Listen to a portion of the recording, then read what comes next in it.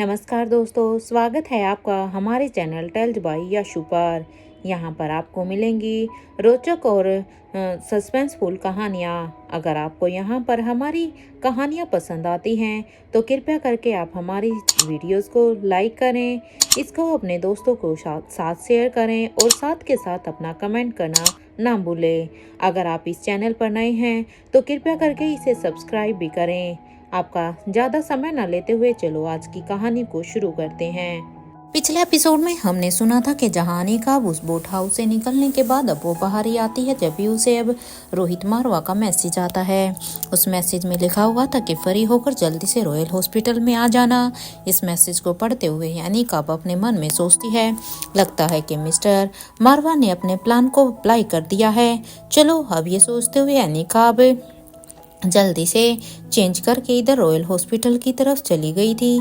इधर अनिका अपनी गाड़ी को अब सीधा ही हॉस्पिटल की तरफ ले लेती है, तो वहीं दूसरी तरफ इधर रोहित के पहले इसमें अर्जुन सिंह कहता है, कमाल है अनिका गुलेरिया और उसकी सोच को। मैं तो ये सोच रहा हूँ कि अगर बेटी ऐसी है तो सोचो उसकी माँ कैसी होगी, क्योंकि अब तक उनके कानों में भी स्वाति मल्होत्रा के जीने की खबर अब तक पहुँच चुकी थी। इसलिए अर्जुन सिंह यही सोचते हैं, क्योंकि अनिका के साथ काम कर करके और अनिका के अंदर जितने भी टैलेंट थे उन सब चीज़ों को देखकर अब यहाँ पर अर्जुन सिंह यही सोचते हैं। इधर अर्जुन सिंह की इस बात को सुनकर अब इंस्पेक्टर अब्बास कहता है, माँ का नाम बिल्कुल भी मत लो, मुझे पता है कि वो कैसी है, क्योंकि उसके लिए हमें किसी से जानने की ज़रूरत नहीं है। मैं उसकी माँ के बारे में भी अच्छी तरह से जानता हूँ। ये कहते हुए ही इंस्पेक्टर अब्बास अब खामोश हो जाते हैं, तो वहीं अब वो बाकी सब अब इंस्पेक्टर अब्बास की तरफ ही देखने लगते हैं, क्योंकि जिस तरह से इंस्पेक्टर अब्बास ने ये कहा था तो वो समझ जाते हैं कि जरूर इनके साथ कुछ न कुछ ऐसा हुआ होगा जो ये ऐसे कह रहे हैं। वहीं इधर दूसरी तरफ अभी रॉयल हॉस्पिटल के वार्ड में इधर अब करण गुलेरिया और उनके साथ अब धनंजय पीरामल ये दोनों ही पहुंच जाते हैं।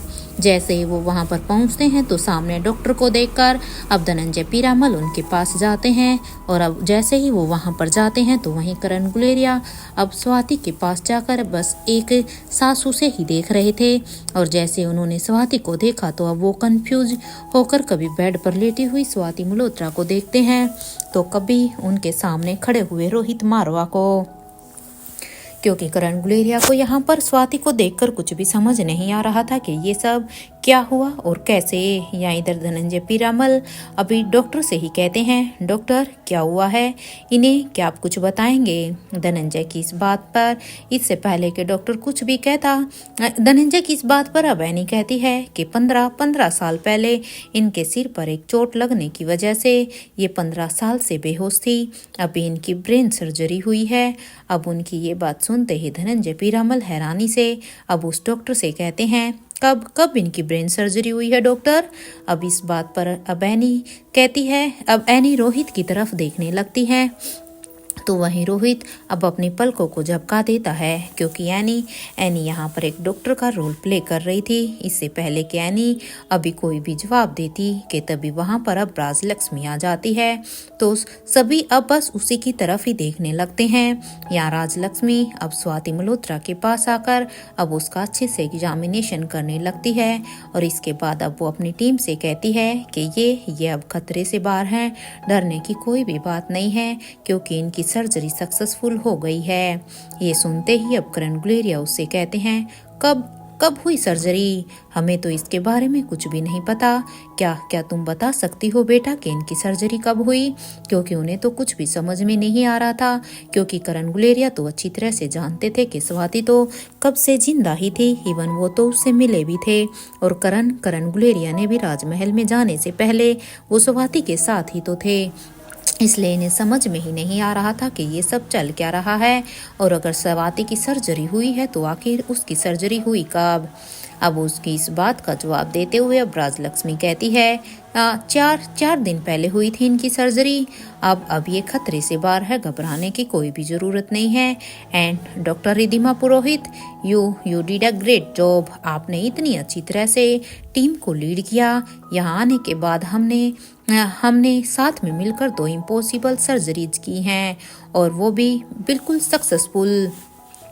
राजलक्ष्मी की इस बात पर अब एनी कहती है, it's my duty, I thought my, अब मुझे यहाँ से चलना चाहिए, क्योंकि यानी तो यहाँ पर कुछ डॉक्टर रिद्धिमा पुरोहित थी। अब इस केस को में अब राजलक्ष्मी को अब यहाँ पर एनी अब कहती है कि इस केस को अब मैं राजलक्ष्मी को हैंड ओवर करती हूँ, क्योंकि अब यहाँ पर मेरा काम खत्म हो गया सर्जरी का, अब बाकी का सारा काम ये संभालेंगी। उस डॉक्टर की इस बात पर अब राजलक्ष्मी कहती है, thank you so much doctor, आपने अपना इतना कीमती वक्त निकाला और इस पेशेंट की जान बचाई। यहाँ राजलक्ष्मी को अब स्वाति मल्होत्रा की तरह सारी ही रिपोर्ट को देकर अब वो उन्हें सब कुछ बताकर एनी जाने लगती है। तो वहीं अब तक अनिका की गाड़ी भी वहाँ उस हॉस्पिटल में आ जाती है और अब वो अपने तेज कदमों से अब सिर्फ स्वाति मल्होत्रा के वार्ड की तरफ ही जाने लगती है, क्योंकि उसे भी देखना था कि आखिर रोहित ने कैसे क्या किया है। कुछ देर के बाद जब वो वहां पर पहुंचती है तो अब रोहित के पास आकर कहती है, अब तक सब ठीक है। इस बात पर अब रोहित हाँ में अपना सिर हिला देता है और वो कहता है कि हाँ, हम माँ को यहाँ पर ज़्यादा देर तक नहीं रख सकते हैं Anika, and you know the reason, कि रीज़न क्या है ये तो तुम भी जानती हो, क्योंकि उनकी सिक्योरिटी को देखते हुए अब हम माँ को यहाँ पर ज़्यादा समय नहीं रख पाएंगे, क्योंकि जैसे ही उनके दुश्मनों को पता चलेगा तो वो इन पर अटैक करने के लिए या इन्हें किडनैप करने के लिए किसी भी हाल में आ जाएंगे। राजमहल में अब तक सभी को ही पता चल गया है, तो अब राजमहल के दुश्मनों को भी सब कुछ पता चल जाएगा। रोहित की इस बात पर अब अनिका कहती है, आप बस एयर एम्बुलेंस का इंतज़ाम कीजिए मिस्टर मारवा, जिस तरह से हमने यहाँ से पापा को शिफ्ट किया था बस वही काम अब दोबारा से रिपीट किया है। हमारे दोनों पापा को मैं बाद में सब कुछ समझा दूंगी, क्योंकि उनके लिए अब ये समझना थोड़ा सा मुश्किल होगा। आप ये सब मुझ पर छोड़ दीजिए, बस आप अभी एयर एम्बुलेंस का इंतज़ाम कीजिए। अनिका की इस बात पर अब रोहित कहता है, इस हॉस्पिटल के टेरेस पर एयर एम्बुलेंस पहले से ही मौजूद है, तुम जब कहो तब उन्हें यहाँ से लेकर हम जा सकते हैं। अब रोहित की ये बात सुनते ही अनिका कहती है, दैट्स गुड मिस्टर मारवा, फिर तो हम जल्दी ही इस काम को कर सकते हैं। इधर रोहित से बात करने के बाद अनिका अब वहाँ पर आकर अब राजलक्ष्मी से कहती है कि हम इन्हें अपने साथ घर लेकर जा सकते हैं। अब अनिका की इस बात पर राजलक्ष्मी कहती है, जी मैडम, आप इन्हें लेकर जा सकती हैं। आप डिस्चार्ज की सारी ही फॉर्मेलिटीज़ पूरी कर दीजिए, हम इन्हें भेजने की तब तक तैयारी करते हैं। अब राजलक्ष्मी की इस बात पर अब रोहित अनिका के कंधे पर अपना हाथ रखते हुए कहता है, मैं समझ सकता हूँ अनिका, इस वक्त तुम पर क्या बीत रही होगी। तुम्हें अब खुद को संभालना होगा। अब जैसे ही रोहित ने ये सब कहा तब अनिका कहती है, हाँ, फॉर्मेलिटीज़ पूरी कर दीजिए मिस्टर मारवा, हम घर चलकर इसके बारे में बात करते हैं। क्योंकि रोहित ने जैसे ही अनिका को ये कहा तो अनिका समझ जाती है कि अब उसे थोड़ी सी एक्टिंग करनी है, ताकि यहाँ पर मौजूद सभी लोगों को यही लगे कि मैं अपनी माँ को लेकर बहुत ही ज़्यादा चिंतित हूँ, क्योंकि अनिका तो यहाँ पर एकदम नॉर्मल तरह से आई थी। इसलिए अब उनकी यह बात सुनते ही अब अनिका थोड़ा सा उदास होने का थोड़ा सा उनकी चिंता दिखाते हुए अब कहती है, ठीक है मिस्टर मारवा, अब आप प्लीज़ वो जल्दी से कर आइए। ये कहते हुए ही अनिका अब इधर स्वाति मल्होत्रा के पास आकर बैठ जाती है। अनिका अब अपने चेहरे पर थोड़ी सी उदासी लेकर आती है, थोड़ी सी चिंता लेकर आती है। तो वहीं दूसरी तरफ इधर रोहित भी सबको एक दिखावा करते हुए वो रिसेप्शन के पास जाकर अब डिस्चार्ज की पूरी फॉर्मेलिटीज को पूरा करने लगता है। यहाँ पर अब करण गुलेरिया और धनंजय पीरामल बस एकदम से ही कंफ्यूज थे। वो एक कंफ्यूज्ड रिएक्शन दे रहे थे। उन्हें तो बेचारों दोनों को ही समझ में नहीं आ रहा था कि आखिर ये सब चल क्या रहा है, क्योंकि जिस तरह से राजलक्ष्मी ने कहा कि इनका 4 दिन पहले इनकी सर्जरी हुई है, लेकिन वो तो उन दोनों को तो कुछ पता नहीं था, क्योंकि अभी कुछ देर पहले तक तो करण गुलेरिया स्वाति के ही तो साथ थे। और इधर धनंजय भी ये बात अच्छी तरह से जानते थे। वो चाहते तो थे कि वो रोहित से कोई सवाल करें या वो अनिका से ही कुछ पूछें कि आखिर यहाँ पर चल क्या रहा है, लेकिन इस वक्त अब उन्हें यहाँ पर कुछ भी पूछना सही नहीं लग रहा था, क्योंकि एक पल के लिए तो उन्हें भी लग रहा था कि अगर रोहित और अनिका ऐसा कुछ कर रहे हैं तो जरूर उसके पीछे कोई ना कोई रीजन ही होगा। खैर हम उनसे इसके बारे में बाद में पूछते हैं। इधर कुछ ही देर में वहां पर दो वार्ड बॉय आ जाते हैं और वहां पर आकर अब वो स्वाति मल्होत्रा को स्ट्रेचर पर लिटाकर टेरेस की तरफ लेकर जा रहे थे। तो वहीं इधर राजलक्ष्मी की टीम भी स्वाति मल्होत्रा को लेकर जाने के बाद अब वो राजलक्ष्मी से कहती है कि एनीवे हम भी कल इंडिया के लिए निकल रहे हैं, क्योंकि हम जिस काम के लिए यहाँ पर आए थे वो तो ऑलमोस्ट कब का हो गया है और अब तो ये काम भी हो गया है। तो अब अपनी टीम की इस बात को सुनकर अब राजलक्ष्मी भी कहती है कि हाँ हम भी कल निकल रहे हैं इंडिया जाने के लिए। वो 3 दिन बाद वहाँ पर लाइफ केयर हॉस्पिटल में एग्ज़ाम है ना, तो इसलिए हमें भी कल ही निकलना होगा, क्योंकि मैं उसे मिस नहीं करना चाहती हूँ। अब राजलक्ष्मी की ये बात सुनते ही वो सभी अब राजलक्ष्मी को ऑल द बेस्ट विश करते हैं। तो अब वहाँ से वो सब जाने ही लगते हैं। इधर यहाँ अब तक स्वाति मल्होत्रा के साथ अनिका, राजलक्ष्मी और करण गुलेरिया ये तीनों ही स्वाति मल्होत्रा को उसे एम्बुलेंस में शिफ्ट करने के लिए चले जाते हैं।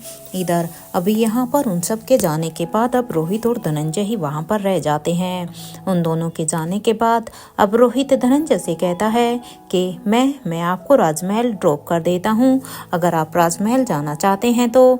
अब रोहित की ये बात सुनते ही अब धनंजय पीरामल के चेहरे पर एक स्माइल आ जाती है, क्योंकि रोहित की इस बात को सुनकर उसे अपने लिए गैर साफ नजर आ रही थी। और वैसे भी धनंजय को पता था कि रॉयल हॉस्पिटल से उनकी गाड़ी तो राजमहल से कोई भी लेकर आ सकता है, और इसी बहाने अगर वो रोहित के साथ जाएगा तो उसके साथ उस सफर में वो तब तक अपने मन की बातें भी उससे कह सकता है। ये सब सोचते हुए ही धनंजय पीरामल भी अब रोहित से कहते हैं हाँ तो ठीक है, चलो तुम मुझे राजमहल में छोड़ दो। अब धनंजय की ये बात सुनते ही अब रोहित भी हाँ में अपना सिर हिला देता है, और अब वो दोनों ही इधर धीरे से दोनों ही हॉस्पिटल से अब बाहर की तरफ जाने लगते हैं। जैसे ही वो दोनों अब बाहर आते हैं तो अब वहाँ पर रोहित की गाड़ी जो कि पहले से ही वहाँ पर थी, अब वो दोनों ही गाड़ी के दरवाजे को खोलते हैं और वो दोनों गाड़ी में बैठने ही वाले थे कि तभी धनंजय पीरामल अब रोहित से कहता है कि रोहित आज ड्राइव तुम नहीं करोगे, आज ड्राइव क्या मैं करूं। धनंजय की इस बात पर अब रोहित कहता है ठीक है, जैसी आपकी मर्जी, मुझे कोई भी ऐतराज नहीं है। अब रोहित की ये बात सुनते ही धनंजय पीरामल अब ड्राइवर सीट की तरफ चले जाते हैं। इधर रोहित अब यहाँ पर पैसेंजर सीट की तरफ आ जाता है और अब वो रोहित भी यहाँ पर गाड़ी में बैठ जाता है। इधर धनंजय पीरामल अपनी सीट पर बैठने के बाद अब वो अपनी सीट बेल्ट लगाते हैं, और वो जब देखते हैं कि अब रोहित भी अच्छी तरह से अपनी सीट पर बैठ चुका है तो अब यहाँ पर धनंजय कहते हैं क्या गाड़ी स्टार्ट करूँ। अब धनंजय की इस बात पर रोहित कहता है हाँ चलिए चलते हैं। इधर कुछ ही देर में अब धनंजय पीरामल अब रोहित के कहने के बाद अब गाड़ी को राजमहल की तरफ लेकर जाने लगते हैं। अब वो जब ड्राइव कर रहे थे तो अब गाड़ी चलाते हुए ही अब धनंजय ने देखा कि अब गाड़ी में बस वो दोनों बाप बेटे हैं, इसलिए धनंजय अब रोहित से कहते हैं तुम्हारी और अनिका की लव स्टोरी तो काफी इंटरेस्टिंग है ना रोहित, बच्चों ने मुझे बताया है तुम दोनों की लव स्टोरी के बारे में। अब धनंजय की इस बात को सुनकर अब रोहित कहता है हाँ वो तो है, क्योंकि हम दोनों की लव स्टोरी तो हमारे बच्चों की वजह से ही शुरू हुई थी। अब ये कहते हुए ही अब रोहित ये भी कहता है and thank you so much. वैसे हमारी लव स्टोरी को इंटरेस्टिंग बनाने में मेरे बच्चों का सबसे बड़ा रोल है। रोहित की इस बात पर अब धनंजय पीरामल रोहित को कहते हैं कि मैं तुम्हारे बारे में जानना चाहता हूँ, वो चीज़ मैं तुम्हारे पिता होने के नाते मुझे पता होनी चाहिए, क्योंकि मुझे कुछ भी नहीं पता था। मुझे तब तो ये भी नहीं पता था कि तुम मेरे बेटे हो, इसलिए एक पिता होने के नाते तुम्हारे हर एक पहली चीज़ के बारे में मुझे पता चलना चाहिए। अब धनंजय की ये बात सुनकर रोहित अब सवालिया नजरों से धनंजय की तरफ देखने लगता है। अब धनंजय कहता है हैरान मत हो रोहित, मैं बस वो सब चीज़ें जानना चाहता हूँ, जैसे तुम्हारा पहला कदम, या फिर जब तुमने पहली बार साइकिल चलाना सीखा था, जब तुमने पहली बार बोला था तो क्या वर्ड बोला था। बस ये सारी ही बातें ताकि मुझे भी पता चले। अब अब धनंजय की इस बात को सुनकर अब रोहित कहता है, लेकिन ये सब आप मुझसे क्यों जानना चाहते हैं? आप तो सब कुछ जानते ही थे ना मेरे बारे में, क्योंकि आपको तो सब पता ही है।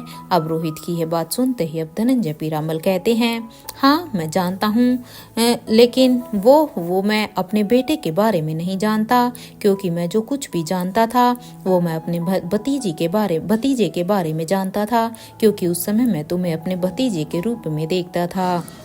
लेकिन अब मैं जो कुछ जानना चाहता हूँ वो मैं अब अपने बेटे के बारे में जानना चाहता हूँ। यहाँ धनंजय पीरामल और रोहित दोनों ही इधर ये सब बातें करते हुए ही इधर राजमहल में पहुँच जाते हैं। और रोहित भी है जब बेटा, वो उन्हें अब सारी ही बातें अपने पहले कदम, वो जितना भी उसे अपनी माँ से पता था वो सब उसे बता देता है। अब वो तो जैसे ही पहुँचते हैं तो अब धनंजय रोहित से कहता है कि रोहित, एक्चुअली क्या है ना कि वहाँ तुम्हारे पैलेस में भी तुम्हारी ज़रूरत है, तो मेरे ख्याल से तुम्हें अभी वहाँ पर जाना चाहिए। एंड थैंक्स मुझे यहाँ तक छोड़ने के लिए। अब इतना कहने के बाद अब धनंजय फिर से कहते हैं, लेकिन हाँ अगर ज़रूरत ना हो तो यहाँ पार्टी में मत आना, क्योंकि अब वहाँ की सिचुएशन थोड़ी सी क्रिटिकल जो हो गई है। क्योंकि धनंजय यहाँ पर स्वाति मल्होत्रा की इस कंडीशन को देखकर रोहित को ये सब कह रहे थे। लेकिन धनंजय की इस बात पर अब रोहित कहता है, ऐसी कोई भी बात नहीं है, वहाँ पर सब ठीक ही होगा। हम सभी आपसे शाम में ही आकर मिलते हैं। रोहित की इस बात पर अब धनंजय पीरामल कहते हैं कि ठीक है, फिर अगर तुम सब आ रहे हो तो फिर मुझे भी इंतजार रहेगा तुम सब के आने का। धनंजय की ये बात सुनते ही अब रोहित अब अपनी गाड़ी से उतरता है और अब वो पैसेंजर सीट की तरफ से उतरकर अब सीधा ही ड्राइवर सीट की तरफ बढ़ जाता है। और इधर धनंजय भी अपनी सीट से उतर जाते हैं और अब वो अपने पापा, इधर रोहित भी अब अपने पापा को बाय बोलकर वहाँ से चला जाता है। तो यहाँ धनंजय पीरामल भी अब अपने पैलेस के अंदर आ जाते हैं और वो अब यही सोचते हैं कि आखिर स्वाति के दिमाग में क्या चल रहा है, वो ये सब कुछ क्यों कर रही है। क्योंकि जब वो ठीक सब कुछ थी तो अब उसके दिमाग की ये सब सर्जरी, ये सब कुछ सच में हुआ है या बस उन्होंने ये बस किसी को भ्रमित करने के लिए किया है। क्या प्लानिंग चल रही है उसके दिमाग में, मुझे उससे बात करनी चाहिए। ये सब सोचते हुए ही धनंजय अब राजमहल के अंदर आ जाते हैं। जैसे ही वो राजमहल के अंदर आते हैं तो वो देखते हैं कि कवि नालिशा वहीं पर ही खड़ी गेस्ट लिस्ट को चेक कर रही थी और इधर बड़ी रानी वो अपने ही ख्यालों में खड़ी हुई थी। उन्हें इस तरह से कहीं खोया हुआ देखकर अब धनंजय पीरामल अब बड़ी रानी के पास जाते हैं और उनके पास जाकर वो कहते हैं, रेवती क्या हुआ है, तुम क्या सोच रही हो, सब ठीक तो है ना। अब अपने भाई की इस बात पर अब बड़ी रानी अब एकदम अपने सेंस में आती है और अब वो उसकी तरफ देखती है और अपने भाई से कहती है, ये कैसे हो सकता है धनंजय, वो तो 15 साल से हमारे हॉस्पिटल में एडमिट थी, भला हमें उसके बारे में किसी भी बात की खबर क्यों नहीं थी। अगर वो 15 साल से हमारे हॉस्पिटल में थी तो हमें तो आज तक इसके बारे में कुछ पता ही नहीं था। रेवती की ये बात सुनते ही अब धनंजय पीरामल कहते हैं कि उन्हें यहाँ पर कोई और नहीं बल्कि उन्हें कुछ मछुआरे उन्हें यहाँ पर लेकर आए थे। और ये कहते हुए ही धनंजय पीरामल अब सोचते हैं कि उस वक्त तो स्वाति को भी चोट लगी थी। इधर अपने ही ख्यालों से बाहर आते हुए वो अब अपनी बहन से कहते हैं कि लंदन की कुछ जानी मानी हस्ती आने वाली है, मेरे ख्याल से अभी हमें इन सब बातों को छोड़ देना चाहिए। इस वक्त इसलिए अभी हमें कैलाश अधिकारी से के साथ उन्हें रिसीव करने के लिए जाना चाहिए, क्योंकि अभी हमें अपने सारे ही वीआईपी गेस्ट पर ध्यान देना चाहिए। इसके बारे में हम बाद में बात करते हैं। धनंजय की इस बात पर अब बड़ी रानी कहती है, लंदन के प्रेसिडेंट को रिसीव करने के लिए हम खुद ही जाएंगे और हमारे साथ उनकी प्रोटेक्शन के लिए ब्लैक कैट होंगी। हम ब्लैक कैट को लेकर जाने के लिए किंग से पर्सनली रिक्वेस्ट करेंगे कि वो अपनी क्लोज सिक्योरिटी गार्ड को आज के लिए हमें दे दें, क्योंकि उनकी सिक्योरिटी के लिए हम किसी भी तरह का कोई भी चांस नहीं ले सकते। रेवती की इस बात पर अब धनंजय पीरामल कहते हैं, क्या ब्लैक कैट तुम्हारे साथ जाने के लिए मान जाएगी क्या। धनंजय की इस बात पर अब बड़ी रानी कहती है, हाँ वो मान जाएगी, वो किंग की बात को कभी भी नहीं टालती है। किंग उसे जैसे कहेंगे वो बस वही सब करने के लिए तैयार होंगी। और अगर मैं किंग से इसके बारे में बात करूंगी तो डेफिनेटली आई एम श्योर कि वो भी बिल्कुल भी मुझे मना नहीं करेंगे। यहाँ बड़ी रानी से बात करने के बाद इधर धनंजय पीरामल कहते हैं ठीक है फिर जैसे तुम्हें ठीक लगे। और इतना कहने के बाद अब वो अपने रूम की तरफ जाने लगते हैं। तो वहीं बड़ी रानी अभी अपने फोन से किंग को फोन लगा देती है। वहाँ दूसरी तरफ अब तक वो एयर एम्बुलेंस अभी रोहित के पैलेस के टेरेस पर आकर उतर जाती है। और यहाँ अनिका अब सभी की मदद से स्वाति मल्होत्रा को अब करण गुलेरिया के रूम में शिफ्ट करवा देती हैं। इधर स्वाति को एग्जामिन करने के बाद अब राजलक्ष्मी कहती है मैडम अब हम एक बार मैडम एक बार आप खुद ही अपनी माँ को एग्जामिन कर लीजिए। अब उस राजलक्ष्मी की इस बात पर अब अनिका कहती है इसकी कोई भी जरूरत नहीं है, तुमने सही ही किया होगा जो भी कुछ किया होगा and you know I have trust on you. अब अनिका की ये बात सुनते ही राजलक्ष्मी कहती है कि ठीक है मैडम, मेरे ख्याल से तो अब मुझे यहाँ से चलना चाहिए क्योंकि अभी के लिए मेरा ये सारा काम हो चुका है। अब राजलक्ष्मी की ये बात सुनते ही अनिका भी हाँ में अपना सिर हिला देती है। और इधर राजलक्ष्मी भी ये सब कहते हुए वहां से चली जाती है। तो अब अनिका और करण गुलेरिया जो कि वहीं पर ही थे, अब अनिका करण गुलेरिया से कहती है कि पापा मैं चलती हूँ। अनिका की इस बात पर अब करण गुलेरिया कहते हैं कि ठीक है अनिका, लेकिन जाते वक्त रूम का दरवाजा बंद कर दो क्योंकि करण को भी पता था कि ये सब कुछ जो हुआ है पता नहीं ये सडनली कैसे हुआ है, लेकिन इसके बारे में उसे भी तो एक बार स्वाति से ही बात करनी थी अगर वो होश में आए तो।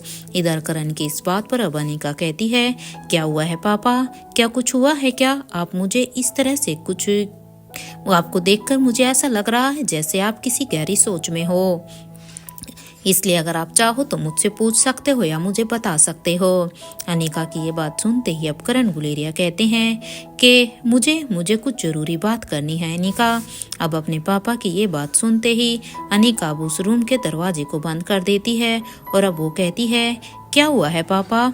अब अनिका की इस बात पर करण गुलेरिया कहते हैं ये सब क्या चल रहा है अनिका, क्या कोई मुझे समझाएगा कि ये सब क्या हो रहा है? करण की इस बात पर अब स्वाति मल्होत्रा जो कि अभी बेड पर ही लेटी हुई थी, वो भी अपनी मूर्छित अवस्था में थी, वो भी एकदम से उठकर बैठ जाती है। और जैसे ही वो वहां पर बैठती है तो अब करण ने उसे एकदम से ही देखकर हैरान हो जाते हैं। इधर अब स्वाति मल्होत्रा बैठकर अब अनिका से कहती है अनिका तुम जाओ क्योंकि मैं तुम्हारे पापा को सब कुछ अच्छी तरह से समझा दूंगी, बस मुझे थोड़ा सा समय दो। अपनी माँ की इस बात पर अब अनिका कहती है ठीक है माँ, एज यू विश। और ये कहते हुए ही अनिका अब दरवाजे को खोलने ही वाली थी कि तभी अब स्वाति मल्होत्रा कहती है अनिका यहाँ से नहीं, तुम कवर्ड वाले रास्ते से जाओ, मैं भी नहीं लेटना चाहती हूँ क्योंकि मैं तो वहाँ से यहाँ तक लेट कर अब बोर हो चुकी हूँ। अगर तुम यहाँ दरवाजे से जाओगी तो मुझे फिर से बेड पर लेटना होगा। अपनी माँ की इस बात पर अब अनिका अपने कदमों को अब उस कवर्ड की तरफ लेकर जाने लगती है जहाँ से स्वाति कई बार जाती थी, जहाँ से रास्ता सीधा ही रोहित और अनिका के बेडरूम की तरफ जाता था। तो वहीं इधर दूसरी तरफ अभी राजलक्ष्मी ने भी मयूर को बता दिया था कि स्वाति मल्होत्रा जिंदा है और ठीक इसी तरह से एक एक करके अब सभी के ही कानों में ये बात पहुंचने लगती है क्योंकि ये खबर एक तरह से बिल्कुल आग की तरह फैलती है।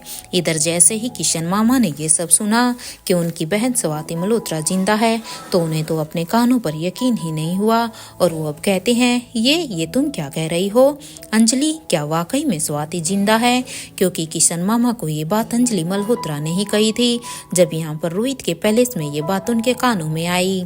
अब किशन मामा की इस बात पर अंजलि मामी कहती है हाँ, वो मुझे आकाश से कुछ बात करनी थी, लेकिन जब मैंने उसे फोन पर बातें करते हुए सुना तो मैं खुद को रोक ही नहीं पाई क्योंकि वो फोन पर यही बातें कर रहे थे।